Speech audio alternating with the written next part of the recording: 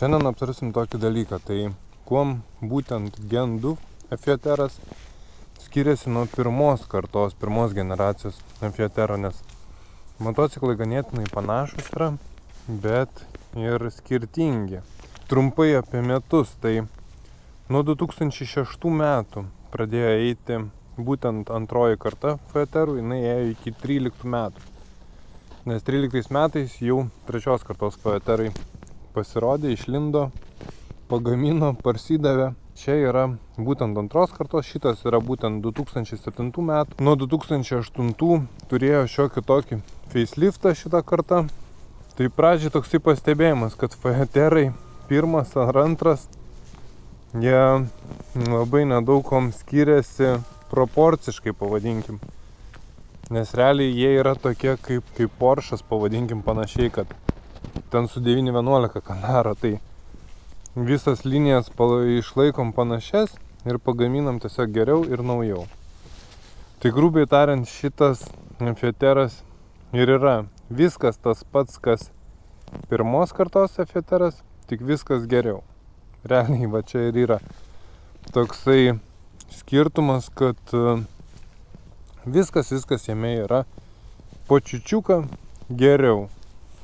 Tai greitai prabėgsiu, kokie atnaujinimai be vizualo, nes ten priekinė lempa, plastikai, viskas yra kitokia, priekinė bleka, viskas yra kitaip, priekinės šakės irgi yra kitokios, stabdžiai yra kitokie, tai vizualiai atrodo panašiai, bet daug dalykų yra naujų. Tai su šia karta Efioterai gavo kombinuotus stabdžius. Ir labai gerai, ta prasme, pirmos kartos stabdžiai buvo geri, tenais tokie labiau ir vieno principo, čia jau yra biški kitokie, bet esmė tokia, kad labai gerai stabdo, labai gerai veikia, tai labai pasiteisinęs tas kombinuotų stabdžių, nes būna ant kai kurių mocų tie kombinuoti stabdžiai veikia ne visai gerai, būtent čia tai labai gerai, užtikrintai, maloniai, tolygiai, tikrai 10 balų ir tauringiniui mocui, nelengvam mocui, tai labai padeda ir pagelbėja. Skydelės viskas yra kitaip ir gavo tokius įdomius dalykus, kad vairo padėtis yra reguliuojama, turi 3 padėtis, galima jį sukioti, tai irgi gerai. Sėdynė irgi reguliuojasi aukštis, galima aukščiau pasidaryti, žemiau. Būtent ant šito yra padaryta, dabar yra aukštesnė padėtis, jeigu žemesnė pasidaro čia, tai čia aukštesniam vairuotojui patogiau, žemesniam, logika. Šitie irgi pasidaro šiek tiek atsikelia, tai galima pasidaryti didesnį nuputimą nuo kojų. Tai irgi toksai patogumas. Šito dalyko standartiniam Efiotere nebūna, nes čia yra kaip papildoma opcija, kad nepūstų ant kojų vėjukas. Tai tokie pagrindiniai skirtumai. Na, aišku, ir vizualiniai. Nors kitas fun factas, tai duslerkės yra apskritai nuo 2001 metų iki Efioterų gamybos pabaigos, kur yra 22 metais, man atrodo, nes nutraukė jų gamybą, dabar yra 23 metai. Tai dėja Efioterų gamyba nebus amžina, kaip matom. Bet tos duslerkės per visą savo gyvenimą išliko tokios pačios. Reduktorius toks pats, tik tais yra kitas dalykas. Antro geno swing armas yra galinis šiek tiek ilgesnis ir dėl to yra biškis stabilesnis prie didesnių greičių. Tai realiai dar patogiau važiuoti su jos dideliais greičiais, kas ir tai buvo ganėtinai patogus šito daiktų. Plastikai irgi atlieka funkciją tokią, kad yra geresnė plastikų ergonomija, ir kaip čia pavadinkim, aerodinamika. Ir geresnis yra vėjo nupūtimas, nėra turbulencijos, nes pirmojoje kartoj tam tikrais greičiais tarp priekinio stiklo ir ten kažkas susidaro ir jaučiasi tokia biški turbulencija, tokio vėjuko papildoma, kas aišku nėra big deal, bet čia jau yra apspręsta. Kitas dalykas, antroji karta jau turi kitokį radiatorių, nes yra priekinis radiatorius yra lenktas, tai jie mažiau kaista, mažiau problemų turi su karščiu. ir mažiau karščio atiduoda vairuotojui į klyną. Bus šiek tiek vasarą su juo maloniau. O daugiau tai ką, turbūt reikės pasivažiuoti. Dar kokie pastebėjimai kils. Greitas prabėgimas pro skidelį, tai skidelis tikrai kur kas naujoviškiau atrodo, žymiai aiškesnis yra. Dar toks pastebėjimas, kad yra su sidabriniais skideliais, yra, šitais apvadukais, yra 6-7 metų, 8 metų, kai gavo biškį tokį faceliftą, nes tenais yra su gazu tam tikri reikalai išspręsti, kad būtų dar malonesnis gazas. O šiaip, aišku, laikas, čia jau kaip ir pirmam gene labai panašus.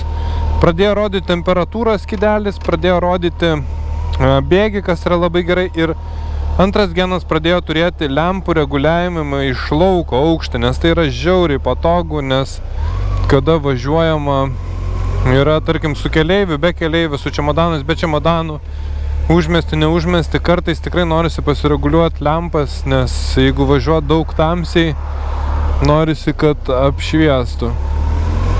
Tai va, prasivažiuosim šiek tiek. Aišku, elektrinis langas išliko, tik tai šis stikliukas yra neoriginalus, yra aukštesnis, kur kas aukštesnis, čia turbūt jau aukščiausias koks būna, tai labai jau daug nujama vėjo.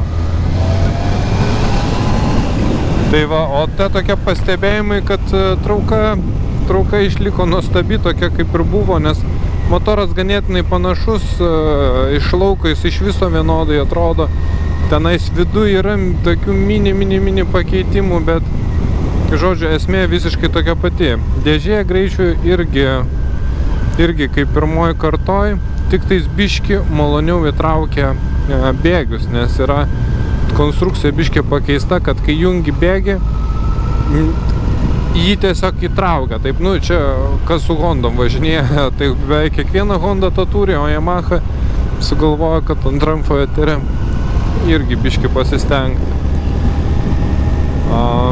Tai va, pagrindiniai tokie dalykai, pirmo ir antro geno. Tai pagrindinis dalykas yra toksai, kad kam patiko pirma karta FJT, antra karta dar labiau patiks, nes tai yra visiškai tas pats, kas pirma karta, tik viskas yra geriau. Dėžė jungia maloniau, variklis dirba tolygiau, važiuoklė yra geresnė, nes važiuoklė priekį gavo šita karta jau žymiai geresnį, pilnai reguliuojamas. Pirmam irgi reguliuojasi, bet plunksnas tai jinai yra rimtesnė jau šiek tiek. Ir gale tas svingarmas šiek tiek ilgesnis irgi geriau, bet tie pakeitimai tokie yra minimalūs, bet kai kiekviename iš dalykų yra po minimalų pagerinimą, nes pabloginimų tai aš nuo pirmos kartos visiškai nematau, nei vieno, tai Monsas tikrai pasidaro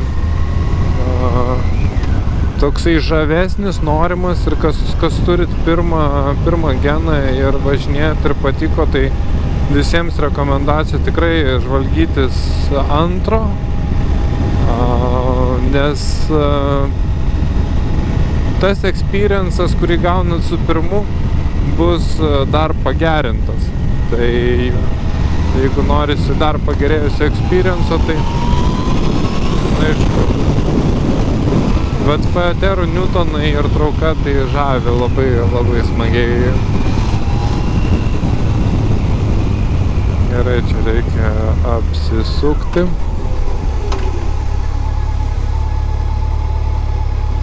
Kaip bebūtų gaila, rudenėlis ir jau anksti temsta, tai tas biški nesąmonė.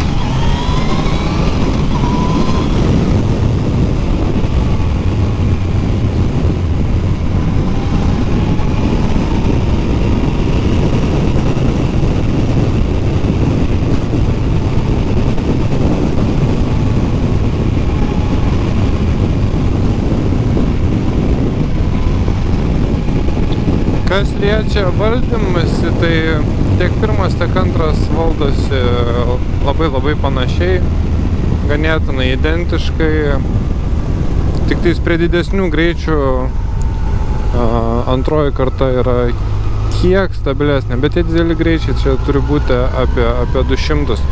Ir aišku, dar reikia atminti, kad mocų nelygus, nes jeigu pirmas genas irgi labai ten clean išlaikytas, o antras genas bus nuvažiuotas jau iki negaliu, nu tai gal ir tas pirmas geriau važiuos, nes skirtumai čia yra tokie maži, bet jeigu imti tvarkingą pirmos kartos, tvarkingą antros kartos, tai improvemento bus antroji kartoj. Tai rezumuojant, ką galima pasakyti, tai kad vis dar labai geras motociklas ir geresnis negu pirma karta, tai atkreipkit dėmesį tai, kai renkatės, nes jeigu tenais yra kelių šimtų eurų skirtumas, ar ten kad ir 500 ar 1000 eurų skirtumas, bet tarp pirmos ir antros kartos, tai tikrai rekomendacija būtų pirkti antrą kartą, nes pajusit. Jeigu ten jau skirtumas dvigubas, pavadinkim, gal ir nėra prasmės, bet kartais, kai žiūri skelbimus, tai būna tenais tikrai ganėtinai nedideli skirtumai, tai tikrai verčiau pasirinkti aparatą, kuris labiau jūs džiugins. Tai va tiek. Apžiūrėjom, apžvelgiam, jeigu kils kažkokių klausimų, rašykit, klauskit komentarę, tenais laikinkit, subscribinkit, jeigu yra noro, jeigu dar kažkokių ten žinių apie faeterų niuansus, visada galit kreiptis, nes pas mane tų faeterų, buvo tų faeterų ir aš manau, kad dar bus, tai kažkiek žinių yra po biškį pakaupta. Gerai, viso gero, visiems gero vakaro.